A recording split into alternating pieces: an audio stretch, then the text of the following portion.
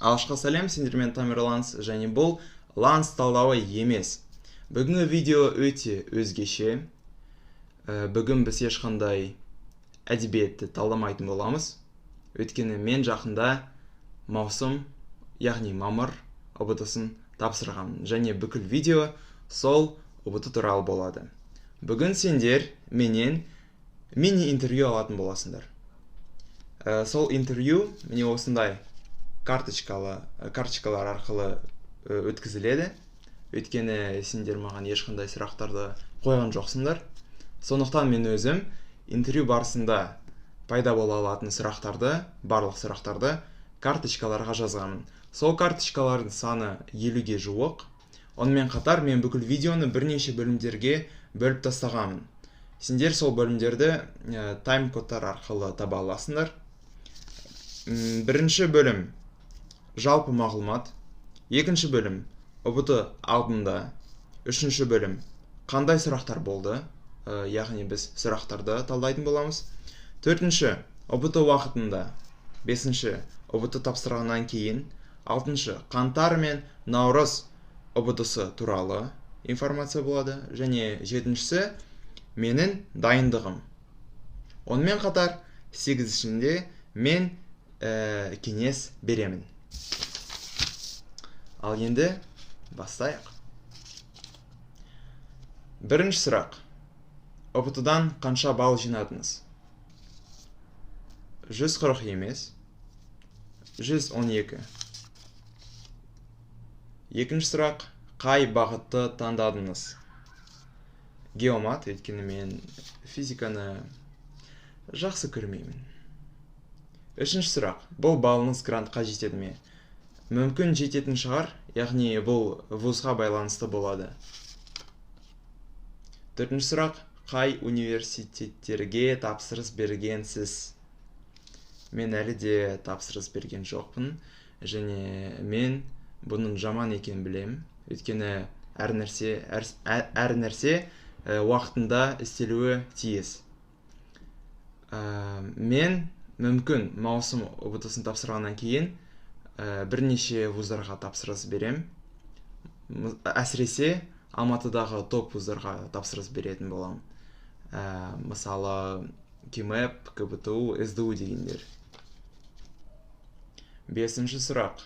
Қайда және қашан тапсырдың? Қайда тапсырғаным туралы мен өкінішке орай информациямен бөлісе алмаймын. Қашан? Мамырдың соңы, түске дейін тапсырдым. Алтыншы сұрақ. ұбт-ны тапсырам деп қобалжыдың ба? Немесе, негізі стресс болды ма? Ешқандай стресс болған жоқ, барлығы күшті болды. ұбт-ға мен спокойно кірдім. Жетінші сұрақ. ұбт тапсырар алдындағы күні сіз дайындалғансыз ба? Иә, мен дайындалдым. Бірақ көп дайындалға болмайды, өйткені егер мен көп дайындалсам, онда мен ұбт-ға барғанда мен миым свежий болмас еді. Мен негізі бірнеше ай бұрын ұбт тапсырар алдында бір телеграм каналға жазылдым. Сол телеграм каналда слифтар түскен, және мен сол слифтерді ұбт тапсырар алдындағы күні Қазақстан тарихынан ең көп кездесетін сұрақтар деген файлды аштым да, бірнеше сұрақтарды жаттағанмын. Осымен болды, мен Қазақстан тарихынан ғана дайындық жасағанмын, ал басқа сабақтардан ұбт тапсырар алдындағы күні оларға дайындаған жоқпын. Сегізінші сұрақ. Өзіммен бірге су немесе шоколад алдың ба? Шоколад алған жоқпын. Суды алдым шыны бөтелкеде. Негізі мен шыны бөтелкемен проблема болады деп ойлағам, бірақ ұбт-ға кірер алдында ешқандай экологтар табылмады. Тоғызыншы сұрақ. ұбт-ға костюм кидің бе? Жоқ, костюм киген жоқпын, жай ғана футболка, шалбар, яғни джинсы, және спортивка кидім. 10-шы сұрақ. ұбт-ға қалай кірдіңіз? Мен ұбт-ға спокойно кірдім. Ешқандай стрессіз. 11-ші сұрақ. Қаз тарихтан қандай сұрақтар болды? Бірден айта кетейін, мен тарихтан жақсы емеспін, яғни мен білімім қаз тарихтан точно 5-ке жетпейді. Яғни мен білімім мүмкін 3-ке немесе 2-ге жетеді. Мен қаз тарихтан тек қана негізгісін білем, яғни палеолит, мезолит, неолит, одан кейін орта ғасырлық мемлекеттер, қазақ хандығы, анау-мынау. Бірақ нақты фактарды мен өте аз білем. Бірақ мен сіздерге айтқандай, ұбт тапсырар алдында мен анау телеграм каналға жазылдым ғой. Және сол телеграм каналда шыққан файлды, яғни Қазақстан тарихынан ең көп кездесетін сұрақтарды қарағамын, және бірнеше сұрақтарды жаттағамын. Міне осындай сәттілік маған туған екен. Мен ұбт тапсырғанда қаз тарихтан маған көбісі, яғни 90%, немесе мүмкін 95% маған слифтардан кездескен екен. Мен сол телеграм каналға әрине де сілтемені қалдырамын, оған жазылыңдар. Slif-ast деген телеграм канал. Ал қалған сұрақтарды мен немесе логикамен, немесе наугад жауап бергенмін. Және мен біліммен, мен қаз тарихтан ұбт-дан қанша балл алғанымды білесіз бе? Full, яғни 15-тен 15. Такс, мат сауаттылығынан қандай сұрақтар болды? Мен білмеймін, өйткені мен үшін мат сауат өте изичный пән болып табылады. Ойбай, мен қаз тарихтан сұрақтарды оқыған жоқпын. Мен ұбт тапсырғаннан кейін ғана парақты алдым да үйге келгенде постепенно сол сұрақтарды есіме салып парақшаға жазғам. Өйткені ұбт уақытында ешқашанда сұрақтар жазуға болмайды. Өйткені егер мен жазсам, онда мені аннулировать етер еді. Міне қаз тарихтан сұрақтар. Мен почти барлықтарын жаттағамын. Бірінші сұрақ. Кир сақтар жеріне қашан келген? Мен БЗБ 530 жыл деп жауап бергенмін. Екінші сұрақ. Тұлпар ненің белгісі? Күннің белгісі. Үшінші сұрақ. Қазақстанға тың игеру жылдары уақытында өзге ұлт өкілдер саны келген, өзге ұлт өкілдер саны 2 миллион деп жауап бергенмін. Төртінші сұрақ. Торғай уезіне, яғни 1867-68 жылдары Торғай уезіне жататын облыс Ырғыз деп жауап бердім. Бұл негізі география сұрағы. Бесінші сұрақ. Қазақстанға Ресейден келген елші кім? Степанов. Маған слифтан сол сұрақ түскен, және мен слифтан оны оқығанда ассоциация қойдым. Степанов, яғни степке келген, қазақ даласына степ. Алтыншы сұрақ. Қасым ханның 300 000 әскері бар екенін кім айтқан? Мен Бабыр деп жауап бердім. Жетінші сұрақ. Ұлы Отан соғысында қатысқан ең жас жауынгер Елеусізов. Сегізінші сұрақ. Түркеш қағанатының астанасы Суяб. Маған сол сұрақ слифтан түспеді, немесе мен оны қараған жоқпын. Бірақ мен наугад жаздымда міне сол дұрыс жауап болып түскен. Тоғызыншы сұрақ. Батыс Қарахан мемлекетінің астанасы Үскент. 10-шы сұрақ. Сарматтар немен айналысқан? Көшпелі мал шаруашылығымен. Бұл менде слифтан түскен жоқ, мен бұл сұрақты логикамен жауап бердім. 11-ші сұрақ. 1992 жылдың мамырында қандай оқиға болған? Жауабы: Қазақ Республикасының туы мен елтаңбасының жаңа форматтары шыққан, яғни нұсқалары. 12-ші сұрақ. Міржақып Дулатовтың 1910 жылы шыққан шығармасы. Бұл Бақытсыз жамал. Мен тарихты жақсы білмеймін, бірақ, по-моему, Бақытсыз жамал бұл Қазақстан тарихындағы жазылған ең алғашқы роман болып табылады. 13-ші сұрақ. Беғазы Дәндібай мәдениетінің өзгешелігі. Маған бұл сұрақ слифтан түскен жоқ, немесе мен оны қараған жоқпын. Мен сол сұрақты логикамен жазғам, яғни онда аналық ру қалыптасқан деген нұсқа болған, мен оны алып тастадым, өйткені Беғазы Дәндібай бұл точно тас ғасыры емес. Ал аналық ру тас ғасырында болған. Энелитте уже аналық емес, аталық ру пайда болды. Одан кейін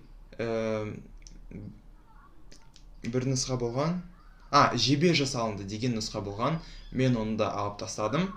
Өйткені жебе әрқашан мезолитте пайда болады деп мен әрқашан білгемін.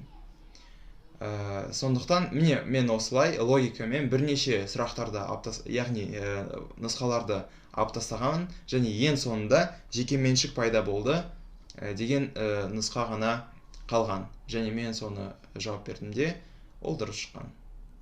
14-ші сұрақ. 1950 жылы ашылған үлкен көмір алабы. Бұл екі бастыс. Ол да негізі географиядан сұрақ болып табылады. 15-ші сұрақ. Бұл мәтін сұрақ болған. Әбілқайыр кімнен жеңілген? Негізі бұл сұраққа жауап беру үшін тіпті мәтін де керек емес. Байғұс Әбілқайырдың ойраттардан жеңілген туралы бүкіл Қазақстан наверное біледі. Міне сол 15 сұрақ түскен. Келесі сұрақ, 12-ші сұрақ. Мат сауаттылығынан қандай сұрақтар болды? Мен айтқандай, мат сауаттылық маған өте жеңіл беріледі. Сондықтан мен мат сауаттылықтан ешқандай сұрақтарды есіме кіргізген жоқпын. 13-ші... Айтпақшы, мен мат сауаттылығынан да full алдым, яғни 15-тен 15. 13-ші сұрақ. Оқу сауаттылығынан қандай сұрақтар болды? Оқу сауаттылығы да мен үшін мат сауаттылығы сияқты өте жеңіл пән болып табылады. Сондықтан мен ондағы сұрақтарды мүлдем жаттаған жоқпын. Менде онда 20-дан 19 болды. Географиядан қандай сұрақтар болды? Географиядан сұрақтарды менде ұбт тапсырғаннан кейін парақшаға жазғамын, бірақ барлығын емес, тек қана есіме салғандарды ғана. Географиядан бірден айта кетейін, ең көп дайындаған пәнім бұл география болған. Мен оқулықты сатып алдым және әр күні 2 беттен сұрақтарды жаттағамын.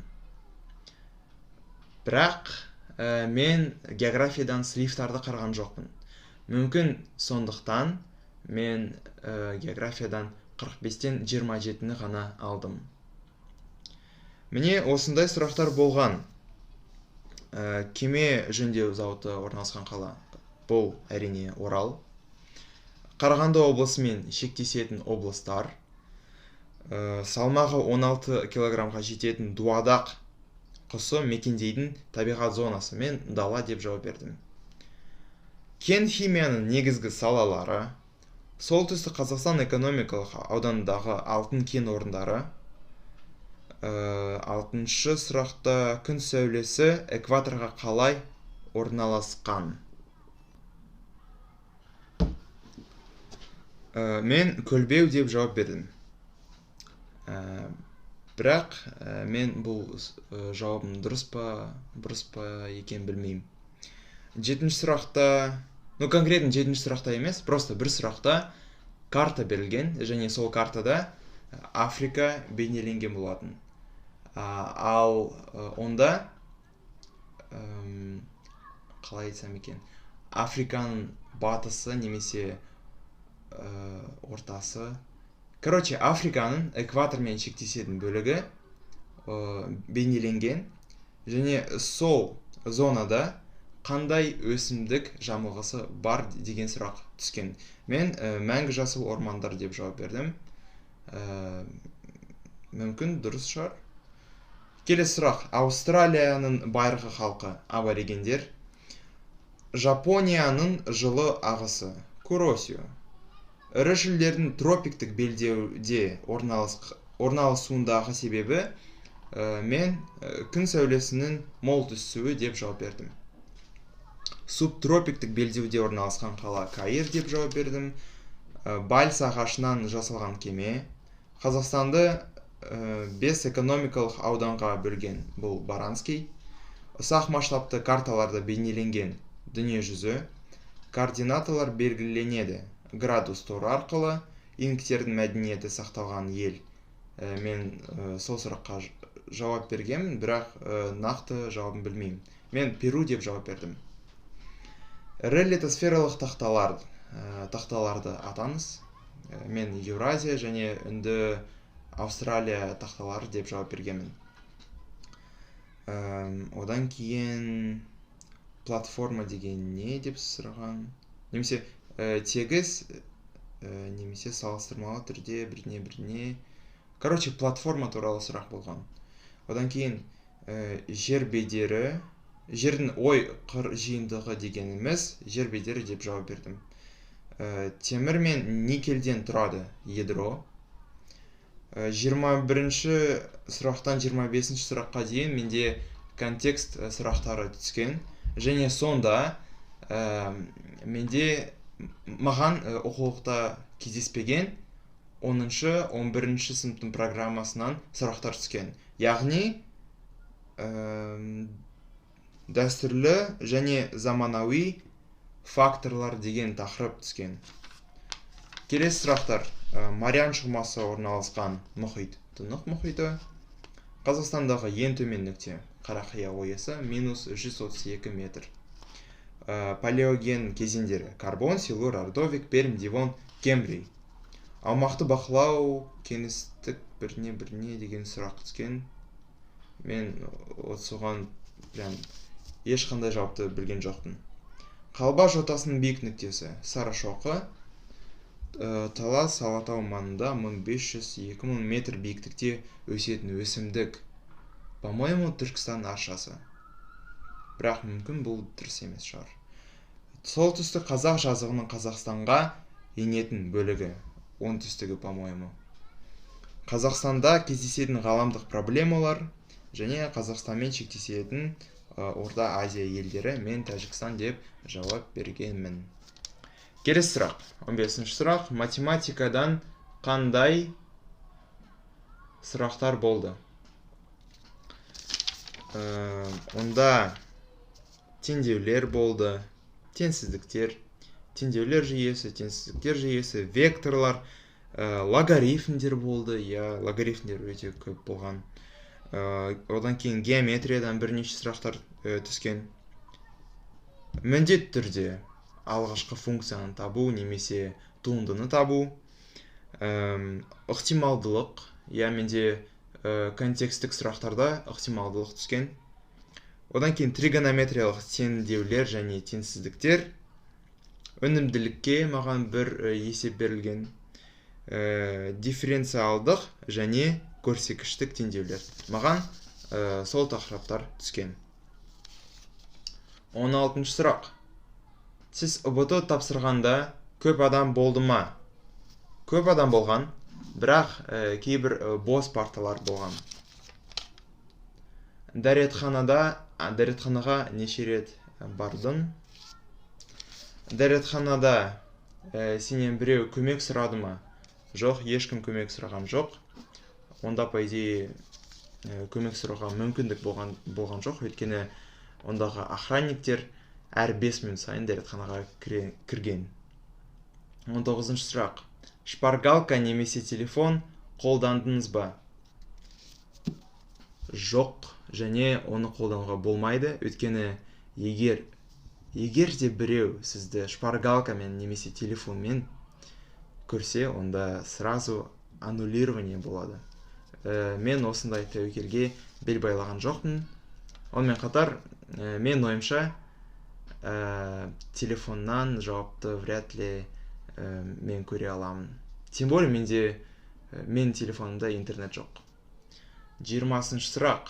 Сіз ұбт тапсырған жерде шпаргалка немесе телефон қолдануға мүмкіндік болды ма?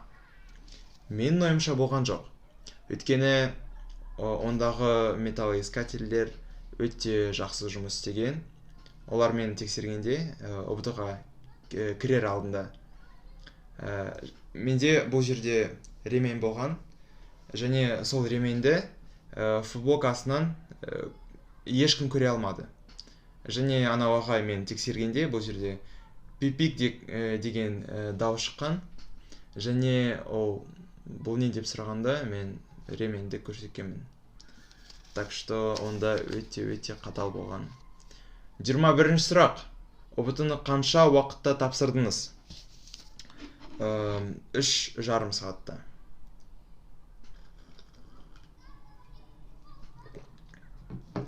ұбт-дан қалай шықтыңыз?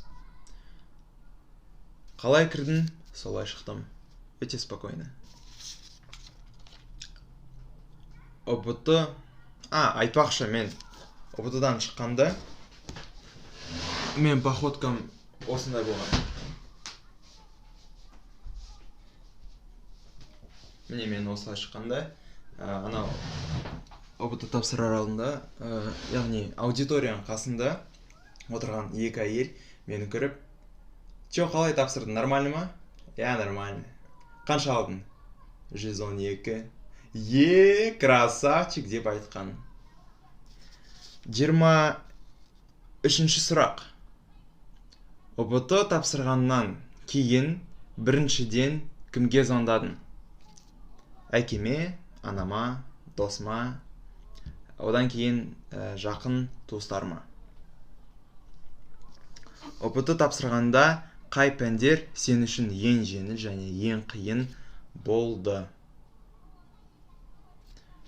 По-любому ең жеңілі ол мат сауаттылық және оқу сауаттылығы. Ең қиындары, по идее, егер тарихтан слифтар түспесе, онда по-любому тарихта өте қиын пән деп санар едім. Бірақ именно мамыр ұбт-сында маған география мен математика ең қиыны болған. Әсіресе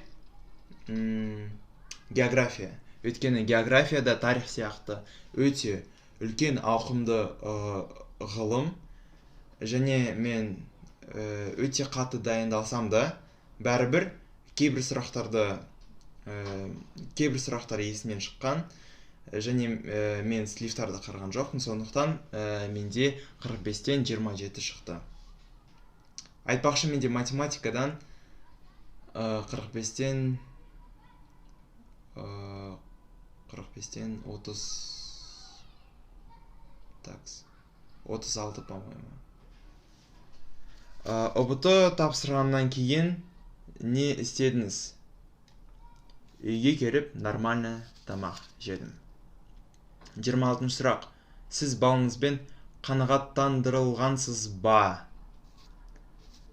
По идее, бұл геомат үшін норма, бірақ әрине мен кейін маусымда 140-та алуға тырысам. Серьезно, шутка емес. 27-ші сұрақ. ұбт тапсырғаннан кейін әсеріңіз қандай? Күшті. 28-ші сұрақ. ұбт тапсыру жеңіл ме? Мен үшін жеңіл де емес, қиын да емес, яғни орташа деңгейде. Өйткені мат сауаттылық пен оқу сауаттылығы өте жеңіл сұрақтар, пәндер. Ал ұбт-дан басқа пәндерге дайындалуға бізде өте көп мүмкіндіктер бар. Бізде центрлер бар, бізде интернет бар. Құдай интернетті аман сақтасын. Интернеттен біз слифтарды таба аламыз. Талдаулар бар. Міне соларды қолдана әсіресе оқулықтар бар. Міне соларды қолдана арқылы мен ойымша ұбт-ны тапсыру жеңіл деп ойлаймын. 29-шы сұрақ. Ұбт-ны тапсырғаныңызды тойламайсың ба?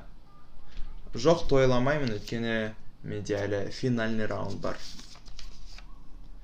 30-шы сұрақ. Маусым ұбт-сына барасың ба? Барамын. 31-шы сұрақ. Қаңтар мен наурызда қанша балл алдыңыз? Қаңтарда 90 мен 100 аралығында, мен просто білмеймін. Яғни ұмытқамын.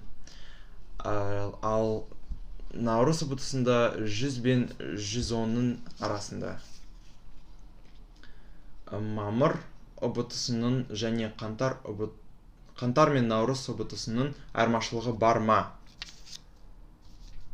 Яғни сұрақтардың қиындықтарына байланысты мен ойымша айырмашылық жоқ. Яғни қаңтарда да, наурызда да, мамырда да мен үшін сұрақтардың қиындығы бірдей болған.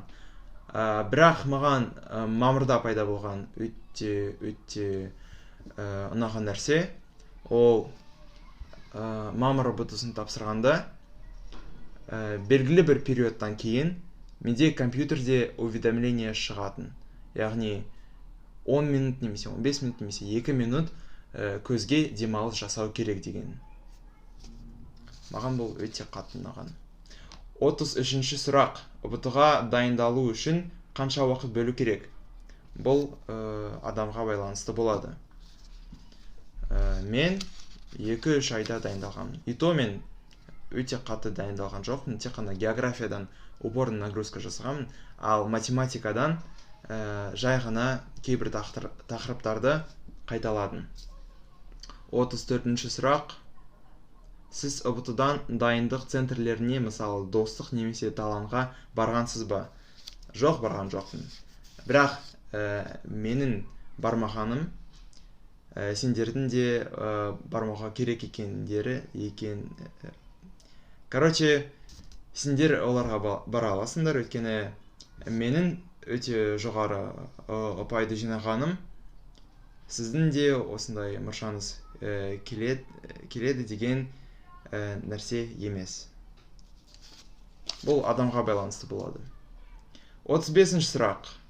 Өзіңіз алған балыңызға мектеп әсер етті ме? Үлкен әсер болған. Әсіресе математика. Онда мен математикамен өте қатты дайындалғанмын. Әсіресе 9-шы, 10-шы, 11-шы сыныптың программасы ұбт-да өте көп кездескен. Онымен қатар мен 11 жыл бойы қазақ тілді атмосферада оқығанмын, және мүмкін сол үшін мен оқу сауаттылығынан 20-дан 19 сияқты жоғары балдарды аламын. Мен мектебіме үлкен рахмет. Онымен қатар Ғаділбек ағайға рахмет. Ол мен география ағайым. Күшті ағай, ол маған, яғни бәрімізге факультатив жасаған. Міне сол факультативтерде мен көптеген білген нәрселерімді бекіттім, және бірнеше жаңа білімді алғанмын. 36-шы сұрақ. Қаз тарихтан қалай дайындалдың? Қаз тарихтан тек қана слифтарды қарадым. Так, по идее, оқулықты сатып алған, бірақ оқулықтың бірінші тақырыптарын оққанда уже басым ауыра бастаған. Мат сауаттылығынан қалай дайындалдың? Мүлдем дайындалған жоқпын. Оқу сауаттылығынан да мен мүлдем дайындалған жоқпын. Өйткені easy пәндер. 39-шы сұрақ, географиядан қалай дайындалдың? Мен оқулық арқылы дайындалғанмын. Онда әр күні белгілі бір нормамен бірнеше сұрақтарды жаттағанмын. Өкінішке орай мен слифтерді қараған жоқпын. Егер слифтерді қарасам, по-любому жоғары алар едім. Математикадан қалай дайындалдың? Мен математикадан тек қана кейбір тақырыптарды қарау арқылы ғана дайындалғанмын. Яғни мен 11-ші сыныптың дәптерін алдымда бүкіл тақырыптарды, әсіресе қиын тақырыптарды қайталадым.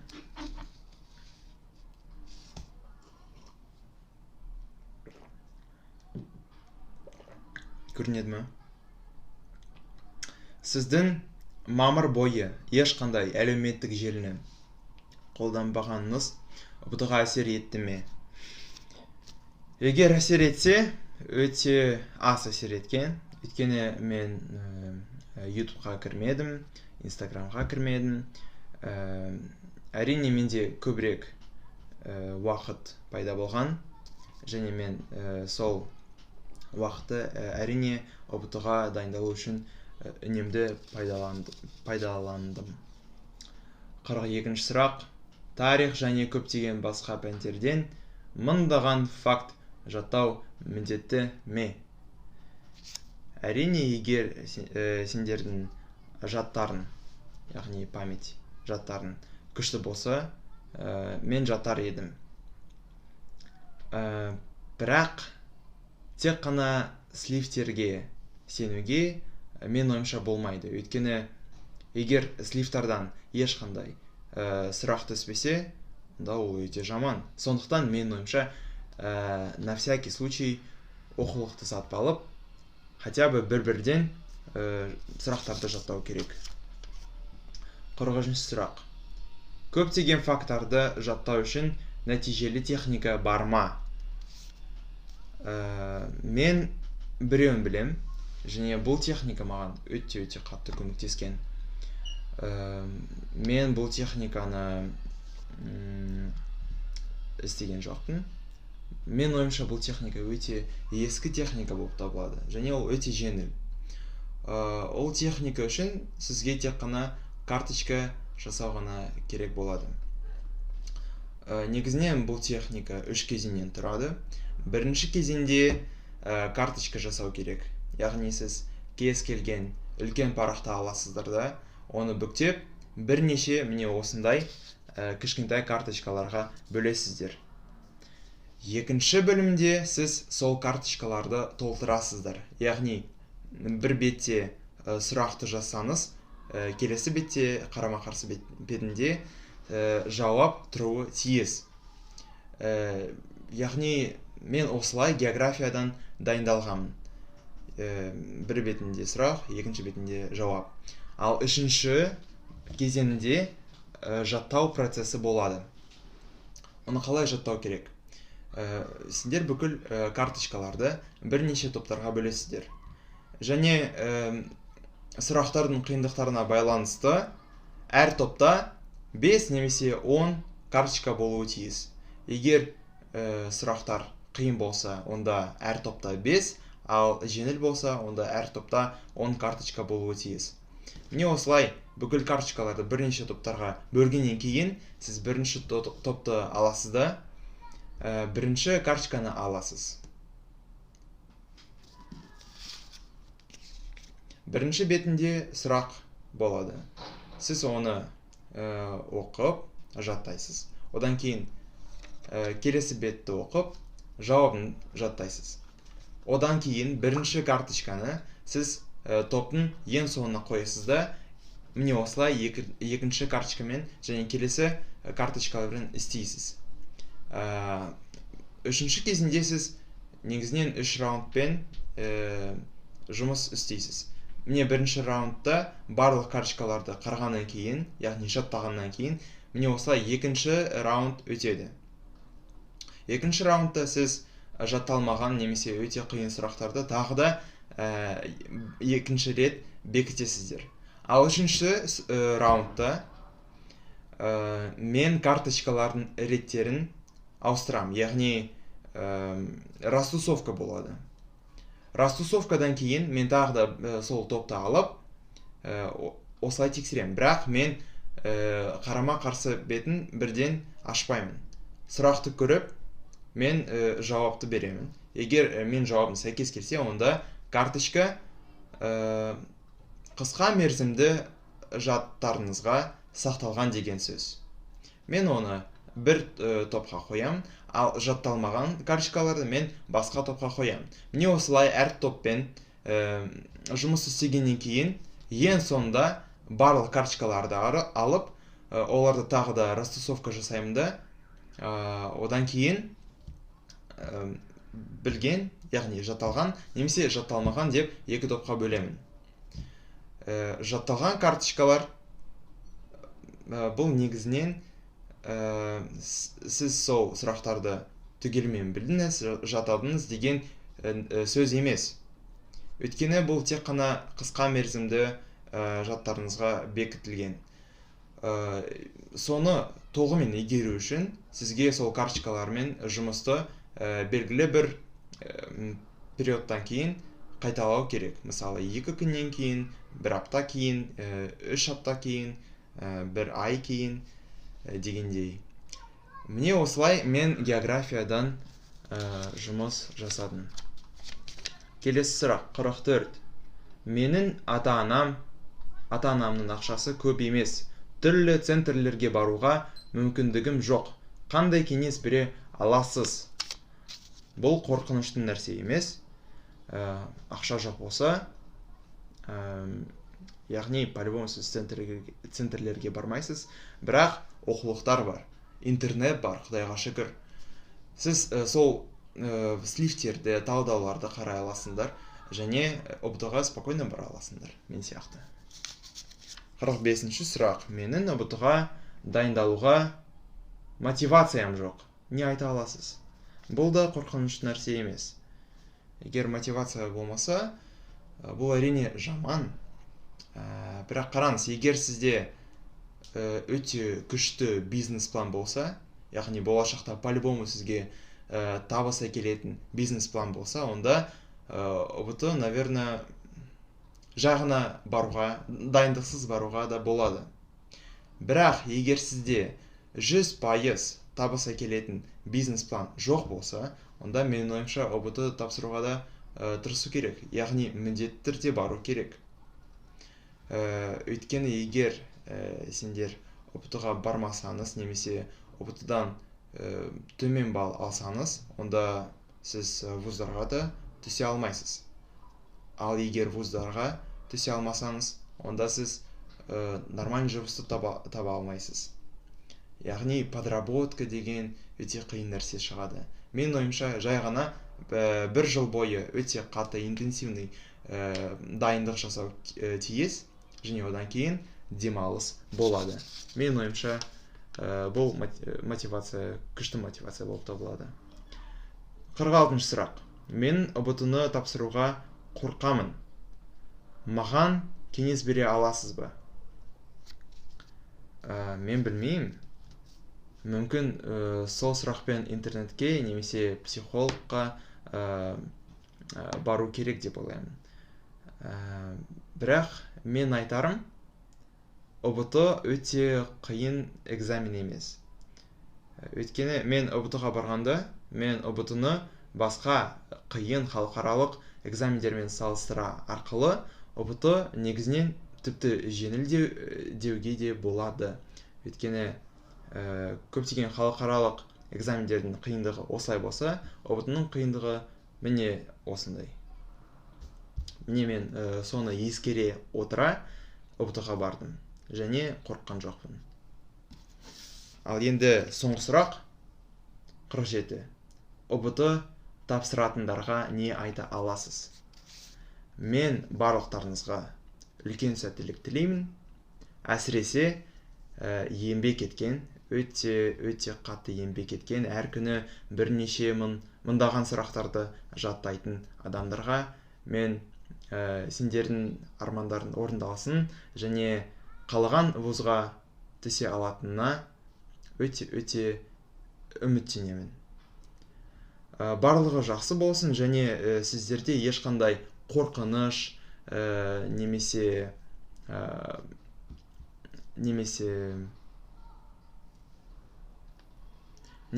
жалқаулық болмасын және әрбірімізде үлкен жігер күші және мотивация болсын деп тілек айтамын. Ал енді сау болыңыз.